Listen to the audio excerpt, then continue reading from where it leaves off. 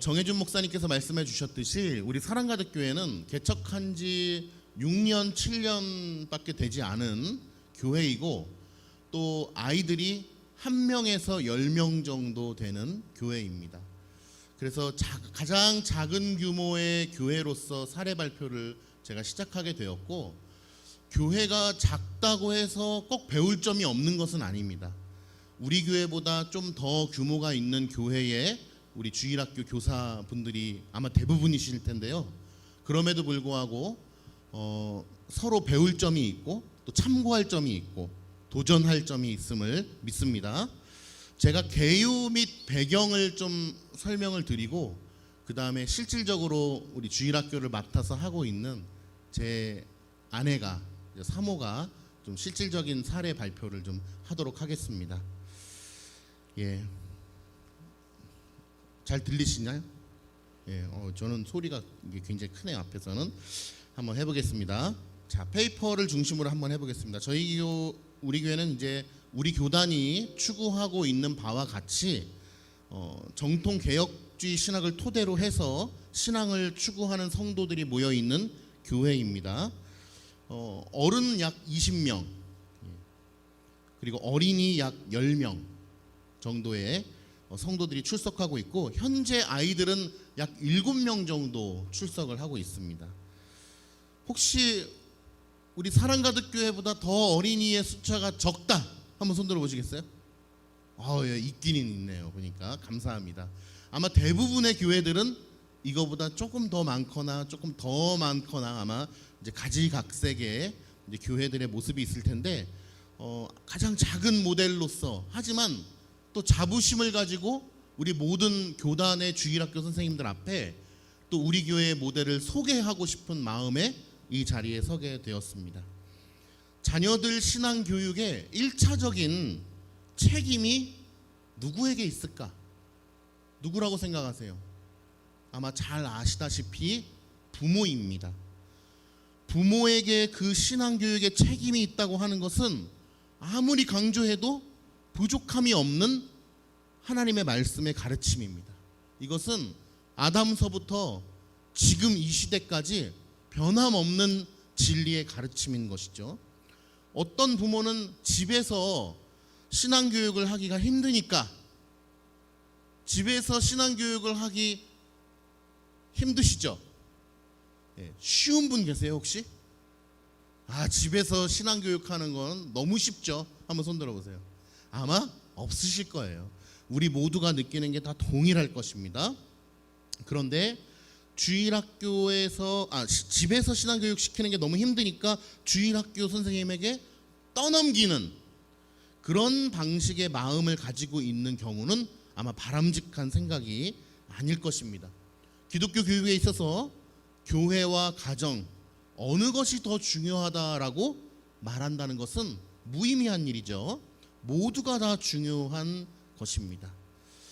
우리 교회는 작기 때문에 그런 것도 있지만 또 추구하는 신학에 따라서 11시에 아이들과 부모가 다 함께 예배를 드립니다. 이것은 매우 중요한 일이라고 생각을 하고 우리 교회는 이것을 열심히 실천을 하고 있습니다. 어떤 아이는 부모의 말에 잘 순종하기도 하고 조용한 성향이 있는 반면, 어떤 아이는 부모의 통제가 잘 되지 않고 자유분방한 아이도 있습니다.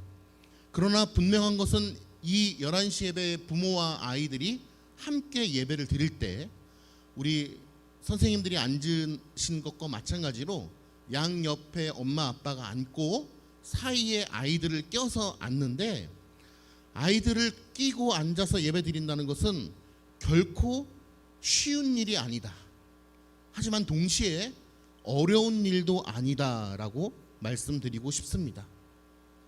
목회자도 교인들도 부모들도 모두가 다 수고스러운 일이라는 것을 알 수가 있는 것이죠. 그러나 이것이 힘들다고 해서 하기 싫다라는 의식을 우리는 버려야 되는 것입니다. 부모님들이 어린아이를 낳고 기저귀를 갈아주고 젖을 먹이고 그가 필요한 모든 것들을 공급해 주는 데 있어서 단순히 몇 가지가 필요한 것이 아니고 얼마나 전인적인 케어가 필요합니까? 그러나 그것을 어떤 부모도 귀찮다, 힘들다라고 하면서 하지 않는 부모는 없는 것이죠. 마찬가지로 신앙의 교육도 마찬가지입니다. 이것을 힘들다, 싫다, 필요 없다, 귀찮다라고 이야기하는 주일학교 선생님은 아마 계시지 않을 것입니다. 주일학교 선생님들 중에 여러 가지 부담을 가지고 계신 분들도 계실 거지만 우리 교회는 이러한 방식을 통해서 함께 예배를 드려가는 방식을 통해서 우리 아이들에게 신앙의 교육을 전수하고 있습니다. 그 구체적인 사항들을 주일학교를 좀 실질적으로 맡아서 또 하고 있는 우리 사모가 제 아내가 함께 또 이렇게 이야기를 나눠줄 것입니다. 함께 잘 경청해 주시기를 부탁을 드리겠습니다.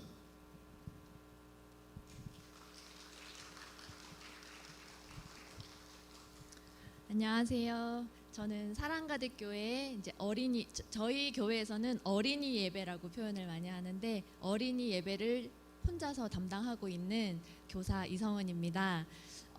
저희 교회가 여기에서 이제 사례 발표를 한다고 해서 너무 깜짝 놀랐었어요. 이제 아까도 설명을 드렸었지만 굉장히 아이들의 수가 적고 또 어린이 예배의 어떤 스타일이 아직 전문적이지 않다라는 생각들을 많이 갖고 있었는데 우리 교회가 어떤 사례를 발표하지? 남들에게 뭐 보여줄 만한 것이 우리 교회에 있나? 이런 여러 가지 고민들을 하면서 발표 준비를 했습니다.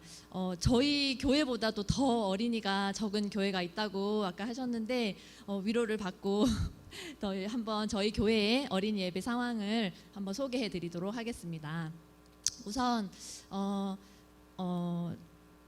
여기까지 목사님이 하실 줄 알았는데 제가 좀 이어서 더 설명을 드리면 저희 아이들은 어른 예배를 함께 드릴 때 이제 저희 교회는 시편 찬송 위주로 찬송을 하고 있습니다. 그래서 아이들이 굉장히 좀 지루해할 수도 있고 좀 어려워할 수도 있는데 저희 교회는 같은 찬송을 굉장히 오랜 시간 반복적으로 같은 찬송을 많이 하다 보니까 어린 아이들도 막 3살, 4살 된 어린 아이들도 그것을 너무나 오랜 시간 듣다 보니 그냥 놀면서 흥얼거리는 노래가 시편 찬송이고 그런 모습을 보면서 우리가 반복적으로 그냥 무턱대고 아이들은 어려워 안 될 거야 라는 생각을 갖기보다 반복적으로 계속 보여주고 들려주고 하는 것이 중요하겠구나라는 생각을 많이 하게 되었습니다.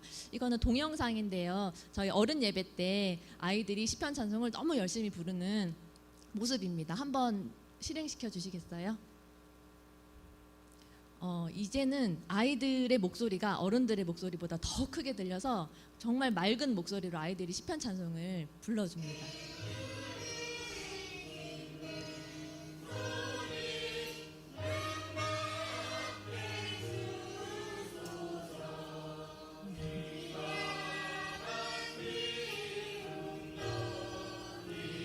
네, 여기까지 들을게요.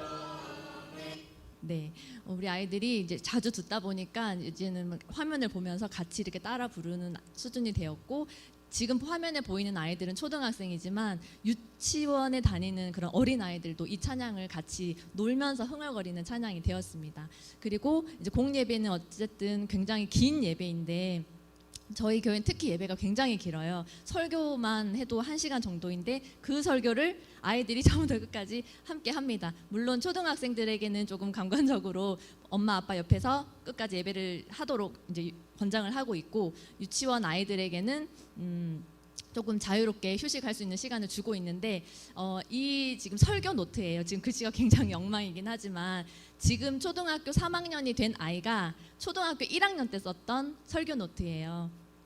나름 이렇게 삐뚤빼뚤 이렇게 열심히 설교 노트를 작성했는데 이게 교회에 아이가 놓고 갔길래 제가 우연히 발견해서 보게 된 설교 노트이긴 하거든요. 그래서 사진을 찍었는데 굉장히 열심히 썼고 어른들이 쓸 법한 그런 문장들을 자기 귀에 들리는 대로 이렇게 열심히 따라 썼더라고요. 그래서 어린이들도 이게 안 듣는 것 같지만 굉장히 잘 듣고 있고 충분히 배움을 하고 있구나, 가르침이 전해지고 있구나 이런 생각들을 하게 되는 그런 설교 노트여서 제가 사진을 찍어서 간직하고 있습니다.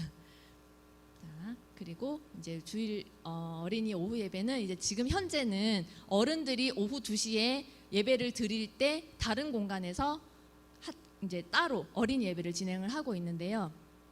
우선 이렇게 어린이 예배를 따로 진행하게 된 이유는 이제 3가지 정도가 있습니다. 오전 예배 때 예배를 드리다 보면 굉장히 아이들의 성향에 따라서 끝까지 엄마 아빠 옆에서 조용히 잘 예배 드리는 친구들도 있지만 막 소리를 낸다거나 뭐 노래를 부른다거나 왔다 갔다 한다거나 하는 그런 아이들도 굉장히 많습니다. 그럴 때마다 그런 아이의 부모님은 막 가시방석에 앉은 것처럼 아이가 소리 조금만 내도 너무나 불편하고 막 조용히 시키고 하는 것 때문에 반드시 우리가 그렇게 해야 함을 추구하고 있기 때문에 그 오전 예배는 다 함께 드리면서 엄마 아빠가 굉장히 좀 힘든 시간이기도 해요. 하지만 그것을 우리가 그렇다고 해서 이제 중간에 멈추는 것이 아니라 그런 수고를 기꺼이 오랜 시간 지속적으로 해야 된다는 생각에 그렇게 진행을 하고 있는데, 이제 오후에는 조금 그런 힘들고 지친 엄마 아빠와 분리되어서 엄마 아빠는 또 온전히 엄마 아빠만의 예배를 드릴 수 있게 하고, 어린이들도 어린이스러운 그런 예배를 드리도록 하기 위해서 이렇게 따로 시간을 분배했고요. 그리고 2번째 이유는 또 아이들에게 맞는 활동이 있기 때문에 그런 뭐 그림 그리기라든지 만들기, 신체 활동 이런 것들을 또 하기 위해서 따로 예배를 드리게 되었고, 3번째 이유는 또 어린이들을 위한 성경 공부나 교리 교육 그리고 제자 훈련과 같은 기독교 교육을 실천하기 위해서 이렇게 우리도 따로 어린이 예배를 드리게 되었습니다. 저희 어린이 예배의 역사를 좀 보여드리려고 하는데요. 저희 교회가 시작된 것은 2016년이지만 어린이 예배가 시작된 건 2018년이에요. 처음 2016년에 사모교회라는 이름으로 지하에서 이렇게 교회가 시작되었는데, 그때는 어린이 예배를 드리지 못했던 이유가 공간이 좀 부족해서이기도 하지만 저희 교회에 등록되어 있는 5명의 어린이가 다 2살, 3살이었기 때문에 어린이 예배를 준비하지 않았고 이제 진행을 하지 않았었는데, 이제 2018년이 되면서 저희가 사랑 가득 교회라는 이름으로 이제 성전을 이전하게 되면서 어린이 예배를 준비했고, 또 저희 아이들도 그때 2살, 3살이던 아이들이 이제는 4살, 5살이 되었기 때문에 어린이 예배를 드려도 되겠다라는 생각으로 이제 2018년부터 어린이 예배를 드리게 되었습니다. 그 첫 모습은 일단 본당에서 그냥 그렇게 저렇게 앉아서 저희 가정의 2 아이와 그리고 저희 아이의 어린이집 친구가 이렇게 같이 이렇게 전도가 되면서 그 가정의 2 아이와 또 다른 1명 아이까지 해서 5명의 어린이인데, 그 5명의 어린이가 한 자리에 온전히 모이는 것은 굉장히 어려웠습니다. 그래서 지금 화면에서는 저희 아들과 또 친구 1명이 이렇게 2명에서 예배를 드리고 있는, 본당에서 예배를 드리고 있는 모습이고, 출석 어린이는 이제 5명이지만 그때마다 달랐고요. 일단 첫 담당은 이제 이재신 목사님께서 담당을 해주셨었습니다. 그래서 이렇게 작은 모습이지만 이렇게 헌금을 하는 순간도 5살 아이가 헌금함을 들고 돌아다니면서 헌금도 받고, 이렇게 목사님께서 어린이들에게 맞는 그런 설교도 준비해 주시고 이렇게 진행을 했고요. 저기 이제 제 딸 2018년에 태어난 제 딸이 1살 때부터 어린이 예배에 참석하게 됐습니다. 네, 이렇게 2018년에 어린이 예배가 시작이 되었고, 2019년에 와서 이제 별도의 공간을 이제 저희 교회 바로 옆에 학원이 있는데, 그 학원에서 굉장히 흔쾌히 공간을 주일날 사용하도록 허용을 해주시게 되셔가지고 따로 예배를 드릴 수 있는 환경이 되었습니다. 그래서 이제 예배 시간도 오후 2시로 바뀌면서 어른들이 예배 드릴 때 아이들도 따로 별도의 공간에서 예배를 드렸고, 이때까지만 해도 여전히 출석 인원은 5명이었고, 이때는 이제 제가 어린이 예배를 이제 본격적으로 담당하게 됐습니다. 이렇게 이제 여기 사진에 보시면, 3번째 사진을 보시면 작은 노트북 하나에 아이들이 붙어가지고 찬양을 틀어주면 아이들이 그걸 듣고 막 율동도 따라하고 굉장히 열악한 환경이었어요. 큰 TV 화면도 없고 프로젝트도 없고, 그래서 저런 노트북에 막 붙어가지고 보고 했었고, 2번째 사진을 보시면 저희 같은 경우는 설교를 엄마가 아이한테 동화책 읽어주듯이 제가 아직 아이들에게 어떤 설교를 하는 데 있어서 굉장히 부족함이 있고 어려움이 있어서 책 하나를 선정을 해서 그 책을 이렇게 읽어주면서 이렇게 설교가 진행이 됐었습니다.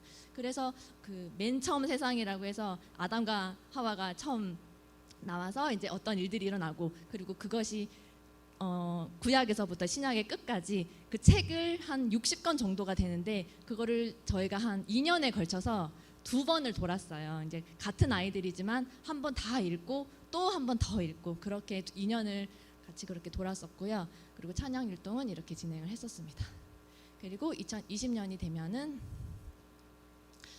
코로나 시절에 멀리 저희 교회는 의왕에 있는데 한 화성에서 대면 예배를 하는 교회를 찾아서 저희까지 온 가정이 새로 있었어요. 그래서 그 가정 덕분에 2명의 아이가 더 이제 늘어났고 그 2명의 아이가 공교롭게도 저희 가정의 아이와 나이가 똑같은 거예요. 첫째 아이가 뭐 7살, 둘째 아이가 3살이면 둘 다 똑같이 나이가 똑같아서 너무나 잘 어울려서 어린 예배를 즐겁게 잘 드릴 수 있었습니다.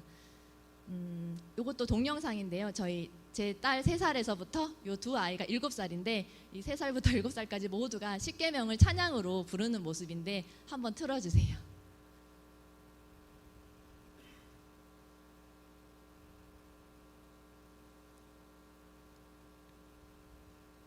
찬양으로 십계명을 외우는 모습입니다.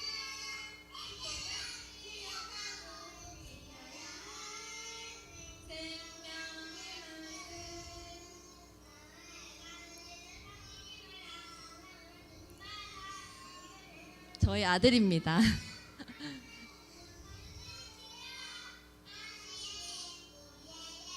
네, 여기까지 부를게요. 네, 이렇게 아이들이 찬양으로 1계명부터 10계명까지 이렇게 지금 다 외우고 있고 찬양이 아니어도 멜로디가 아니어도 이제는 이렇게 물으면 대답을 할 수 있는 정도로 무한 반복을 하고 있습니다.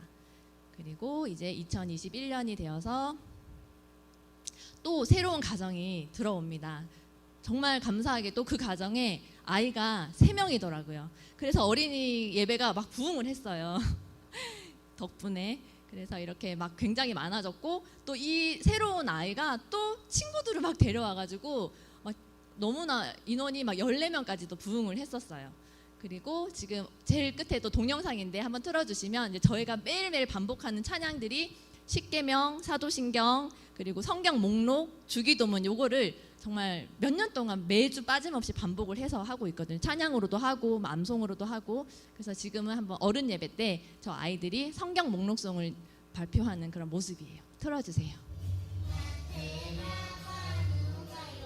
다들 익숙한 찬양이시죠?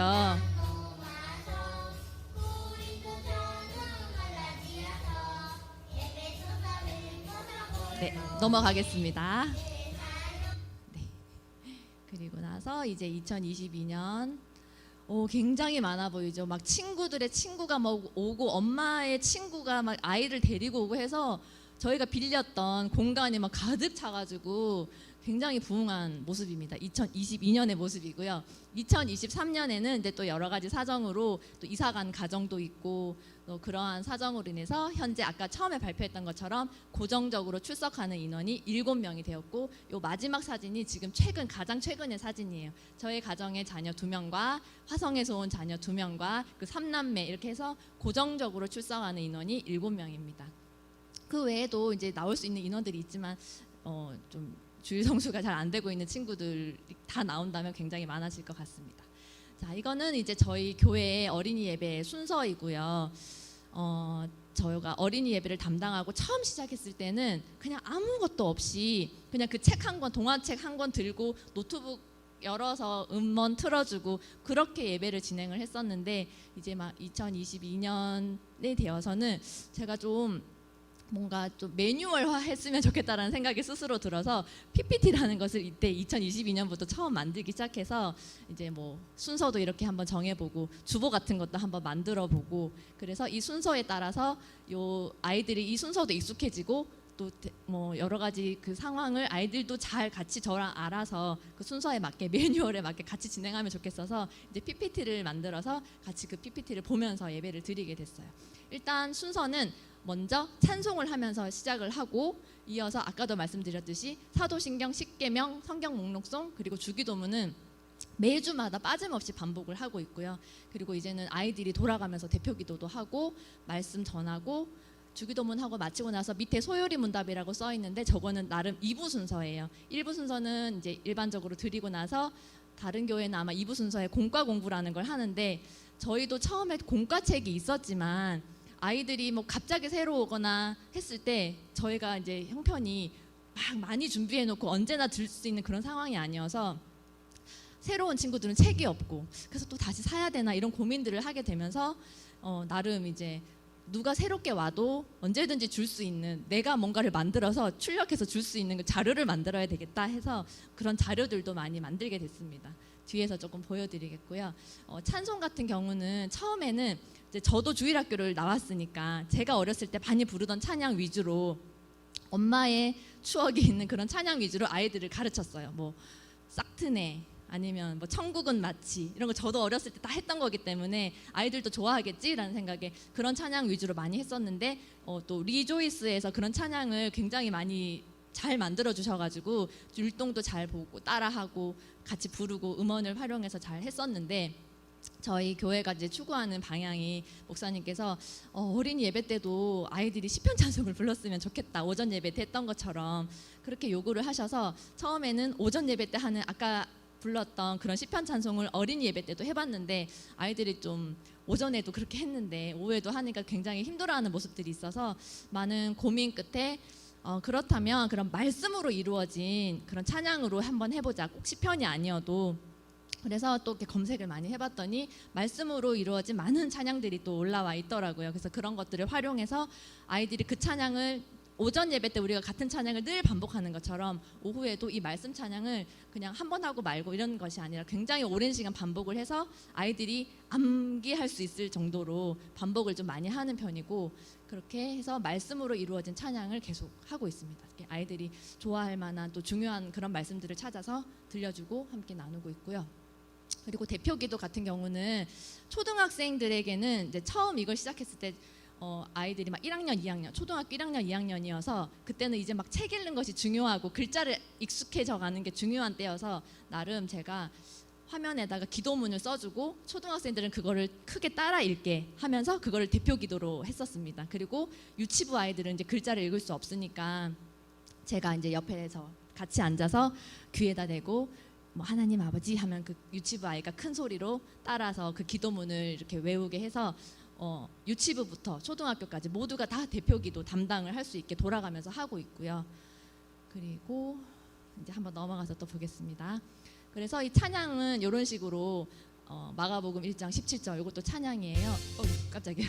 이런 식으로 말씀을 같이 읽고 또 이 찬양을 부르고 이런 식으로 이렇게 율동이 나오면서 가사도 나오는데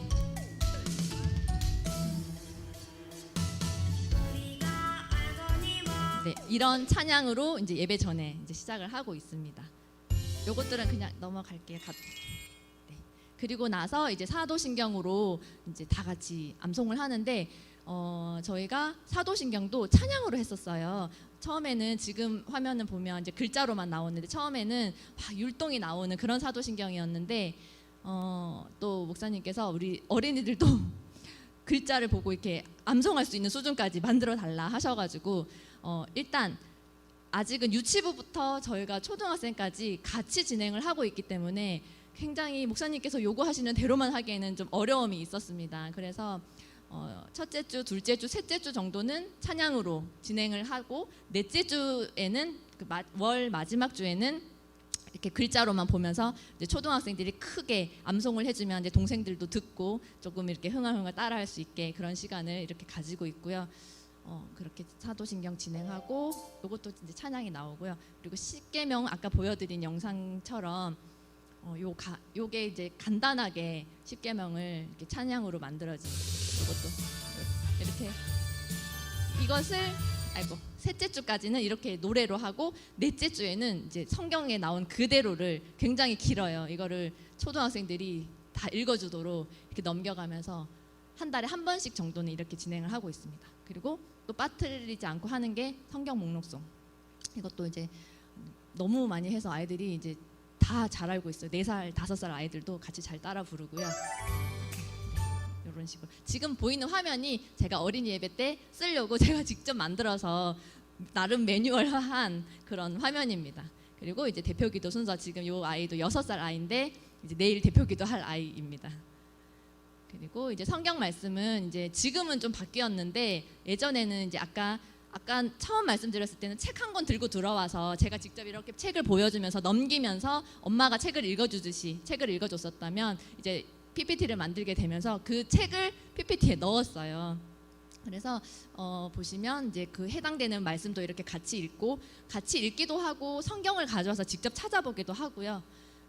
이렇게 생긴 책이에요. 그래서 이 책을 제가 다 찍어서 이렇게 PPT 화면에 넣어가지고 넘기면서 하니까 조금 더 저 입장에서는 수월하더라고요. 그래서 이렇게 뭐 책을 보여주면서 읽어주면서 이야기를 나누고 이제 마지막에는 어떤 걸 느꼈는지 이런 것도 한번 질문을 제가 막 만들어서 같이 나누고 있고, 그리고 나면 이제 주기도문을 하고 일부 예배가 마치는 거예요. 글자와 이제 한 번 더 누르면 노래가 나오는데 그거는 때마다 이제 노래로 할지 아니면 그냥 암송을 할지 그건 제가 정해서 이렇게 진행을 하고 있습니다. 그리고 나서 이제 2부 순서로 소요리 문답이라는 거를 해요. 웨스트민스터 소요리 문답을 지금 1문부터 해서 저희가 지금 현재 52문까지 왔는데 이게 소요리 문답이 1문부터 107문까지 있어서 1년에 52주니까 한 문씩 해서는 1년 안에 끝나지가 않아요. 그래서 이렇게 유사한 지금 49문부터 52문까지는 10계명, 2계명에 대해서 다 다루고 있는 거여서 비슷한 유사한 주제의 그런 문제는 같이 모아서 이어서 같이 하고 있습니다. 이것을 예전에는 2부 순서에 했었고 지금은 그 동화책이 2번 다 읽었기 때문에 2년에 걸쳐서 2번 다 읽었기 때문에 어떻게 할까, 뭐 새로운 공과책을 할까 고민을 하다가 목사님께서 소요리 문답을 조금 더 집중적으로 했으면 좋겠다라고 말씀을 하셔서 소요리 문답이 이제 설교 시간으로 넘어와서 어린이 예배 중간에 그 설교 시간에 소요리 문답을 저희는 하고 있어요. 그래서 어떻게 하냐면 지금 이제 학생들에게 아이들에게 문제를 보여주고 이제 제가 만들어 온 이것을 다 함께 읽도록 하고 있고요. 이렇게 뭐 읽고 나름 제가 조금 설명을 해주고 이렇게 다 한 다음에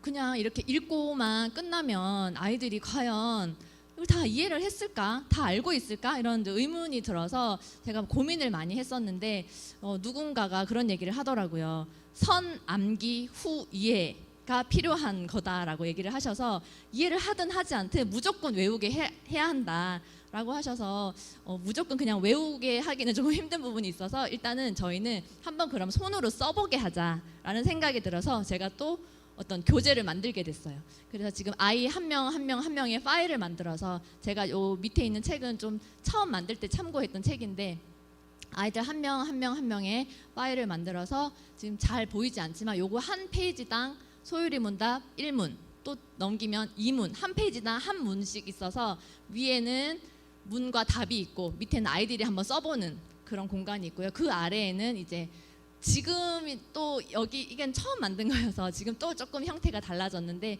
지금은 그 아래에 제가 또 기도문까지 써놔서 이 말씀을 통해서 우리가 또 무엇을 깨달아야 하는지를 기도문 안에 다 적어줬더니 아이들이 그 기도문 옆에다가 이제 느낀 점을 쓰게 했는데 그 기도문 안에 있는 내용을 조금 그대로 베껴 적기는 하지만 그래도 그것을 이제 깨닫고 느끼는 부분이 무엇을 알아야 되는지를 그 기도문을 통해서 알게 되더라고요. 그래서 그렇게 지금까지 진행을 하고 있습니다. 그리고 이제 예배 마지막 부분에는 이거는 그냥 저희가 2023년 시작할 때 어린이들에게 기도 제목 있느냐 이렇게 한 명 한 명 다 물어봤거든요. 지금 그때는 막 4살짜리한테도 물어보고 했더니 기도 제목이라고 나름 얘기해 준 것들이 이건데 그래서 예배 매주 끝날 때마다 너희들이 말했던 기도 제목 다 같이 한번 보면서 이것도 기도하자 이렇게 얘기하고 같이 기도하고 그리고 제일 아래에 보면 저희 교회에 나왔었는데 지금 제일 위에 7명이 지금 현재 출석을 열심히 하고 있는 친구들이고 밑에 이름 다 붙여서 써 있는 친구들이 예전에 나왔었지만 나오지 않는 그래서 친구들이 이름 다 써서 주일 성수할 수 있게 우리가 기도하자라고 친구들의 의견을 줘가지고 제일 밑에다가 그렇게 써서 같이 또 기도도 하고 있습니다. 그 외의 활동으로 이제 지금은 어떤 사정에 의해서 진행되고 있지 않지만 어린이 구역 모임이라는 게 있어서 목사님께서 이제 지도를 구역장에게 지금 여기 검은색 옷을 입고 있는 친구가 구역장이에요. 가장 나이가 많은 친구고 지금은 12살 5학년인데 저 당시는 아마 10살인가 그랬습니다. 그 당시에 이제 구역 모임을 하는데 굉장히 열심히 잘 준비해 오더라고요. 본인이 스스로 간식도 저렇게 막 사와가지고 구역원들에게 나눠주고, 예, 초등학생들도 구역 모임이 가능하더라고요. 저렇게 나름 굉장히 책임의식을 가지고 잘 준비를 해서 진행을 했었는데 교회의 어떤 여러 가지 사정에서 지금은 좀 진행되고 있지 않습니다.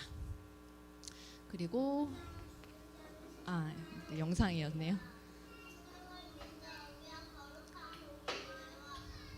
목사님께서 나름의 어떤 틀을 잡아주시고 이렇게 진행하면 돼라고 알려주었을 때 이제 저 친구가 동생들을 데리고 진행을 하는 거예요. 네. 그리고 나서 이제 저희 교회가 이제 피켓 전도, 요즘 코로나 때문에 누군가에게 다가가서 뭘 나눠주고 음식을 나눠주고 하는 것이 좀 굉장히 어려운 부분이 있었던 때에 저희가 그냥 교회 건물 앞에서 이렇게 피켓 전도를 하는데 애들이 굉장히 적극적으로, 어른들은 좀 주저주저하는 모습들이 있었는데 아이들은 너무너무 신나하면서 나와서 이렇게 하더라고요. 그리고 막 왜 사람들한테 말 안 하냐고, 뭐 안 나눠주냐고 그렇게 물어볼 정도로 굉장히 적극적으로 재밌게 참여를 했었고요. 그리고 이 사진은 이제 요 아이가 한 그 가정이 나왔던 그 세 남매의 가정인데, 그 가정에 나오다가 이제는 그 할머니까지, 아이가 할머니 같이 교회 가요 이렇게 해서 할머니까지 전도하는 가족 전도의 모습이 굉장히 인상 깊어서 이렇게 사진으로 담아봤습니다. 그리고 이제 저희가 가정 경건회라고 해서 이제 가정에서도 아까 목사님도 말씀하셨지만 교회에서 모든 것을 담당하는 것이 1차적인 목적이 아니라 가정에서부터 시작된 교육을 교회와 함께 연계해서 잘 진행할 수 있도록 하기 위해서 가정에서도 가정 경건회를 진행할 수 있도록 이렇게 안내를 하고 있고요. 그리고 어린이날 특집으로 매년 어린이날쯤에 이렇게 어린이가 있는 가정들 같이 막 여행 가서 바다에서 그림 그리기 대회도 하고 이런 시간들을 보내고 있고, 그리고 등산을 같이 저희 온 성도가 갔었는데 어린이들이 너무 등산을 잘해서 진짜 깜짝 놀랐어요. 저기 지금 가운데 있는 사진 굉장히 가파른 바위였는데 막 기어 올라가더라고요. 그리고 여름 성경 학교, 2018년에 저희 아이가 태어났던 한 살 제 등에 엎여 있는 이때요 작은 규모의 여름 성경 학교였는데 2022년에 굉장히 또 인원이 많아졌고, 2022년에는 지금 더 이렇게 많아져서 굉장히 부흥하는 모습을 볼 수 있었습니다. 지금은 조금 더 인원이 줄었긴 했지만 이렇게 어린이 예배를 꾸준히 열심히 잘 진행을 했는데 이렇게 아이들이 또 막 부흥하기도 하고 해서 굉장히 또 기쁨이 있었던 시간들이었습니다. 그리고 군부대 이제 위문 찬양도 다녀왔어요. 어린이 예배 때 했던 시편 찬양을 아이들이 그 군대에서 이렇게 직접 보여주기도 했습니다.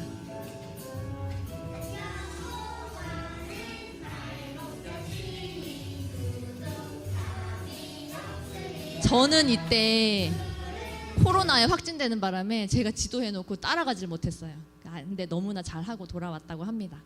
이제 마지막인데요. 저희 사랑가득 교회 주일학교의 키워드라고 해서 이거는 이제 목사님께서 정해주신 부분입니다. 오전 예배 무조건 가족과 함께 어린이들이 예배를 드리자라고 했던 것처럼 함께 모두가 예배를 드리는 것을 추구하고 있는데요. 온 세대가 함께 예배를 드리고 함께 교제하고 함께 밥을 먹고 함께 활동하는 것을 저희 교회는 추구합니다. 함께하는 그 시간들을 통해서 신앙이 전수되고 교회의 스토리가 써내려져 간다고 생각합니다. 스토리는 추억과 공감을 만들고 역사를 이루며 공동체 의식을 한양하게 됩니다. 그리고 또 하나의 키워드는 단순화입니다. 본질적인 부분에 선택적으로 집중을 해서 그 부분을 강화시키고 비본질적인 부분들, 사실 저희는 이제 율동 찬양을 하는데 율동 찬양을 그렇게 하지는 않아요. 그래서 지금 초등학생들은 되도록이면 그냥 앉아서 찬양을 부르고 있고 유치부 아이들만 원하는 아이들이 스스로 일어나가지고 막 몸을 흔들면서 찬양을 하고 있는데, 네, 그런 비본질적인 부분들은 과감히 포기하고 에너지를 절약할 수 있도록 하고 있습니다. 발표를 마치면서 이 부분은 이제 저 다음에 발표하게 될 세움교회와 이제 목사님께서 같이 나눈 부분이라고 하시더라고요. 두 교회가 같은 어떤 문제 속에서 어려움을 겪고 있어서 같이 이렇게 나누었으면 하는 이제 그런 취지로 같은 내용을 이렇게 담았는데요. 저희도 유치부와 초등부가 함께 예배를 드리고 있어서 현재는 지금 5살부터 12살까지 예배를 드리고 있어서 저희는 이제 교사도 없고 도와주시는 분들이 없어서 저 혼자 예배 드리다가 아이들이 화장실 가고 싶어요 하는 경우 예배가 중단이 됐었어요. 근데 지금은 좀 많이 커서 이제 짝꿍을 지어주면 5살 아이들도 둘이 보내주면 갔다 오더라고요.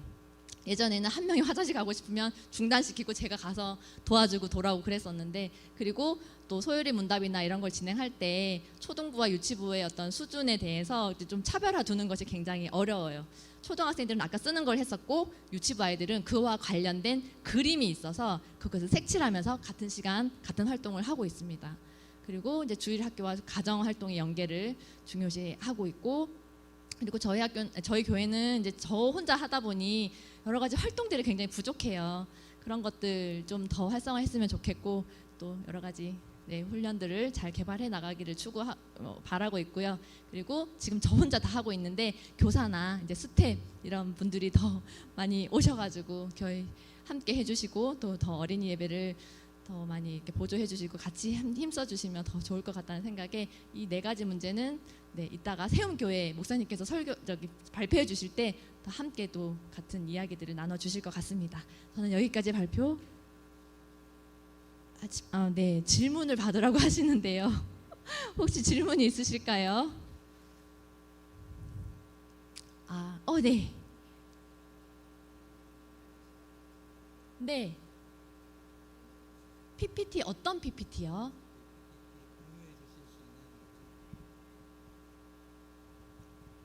이렇게 생긴 요 PPT요? 네, 이거 자체는 드릴 수 있습니다. 네. 또 질문 없으시면 세운교회 목사님께 마이크를 넘기도록 하겠습니다. 네, 우리 사모님 너무 감사합니다. 아유, 네. 수고해 주셨고요.